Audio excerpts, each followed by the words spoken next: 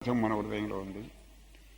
అది నీకు గోచరించకుండా, ఇక్కడున్న బంగారం నీకు గోచరించకుండా, ఇక్కడున్న వస్తువు నీకు గోచరించకుండా, నాకెవడో కనిపించాడు, ఎవడో దేవుడు కనిపించాడు, ఏదో వరం ఇచ్చాడు, ఏదో అది చేశాడు, ఒక అన్నీ నీ మనస్సు ఎంత నిజమో అవి కూడా అంతే నిజం, ప్రకృతి అంత నిజమో అవి కూడా అంతే నిజం. ఆడు వరం ఇవ్వచ్చు, నువ్వు అనుభవించవచ్చు, అన్నీ కూడా వ్యవహారిక సత్యాలు. అసలు సత్యానికి, పారమార్థిక సత్యానికి, ఈ కనిపించడానికి కనిపించకపోవడానికి ఏమీ సంబంధం లేదు. అంచేత నిన్ను తెలుసుకోవటమే నిజమైన మహిమ. నిన్ను తెలుసుకోవటమే సత్య విద్య, అది ఆత్మ విద్య.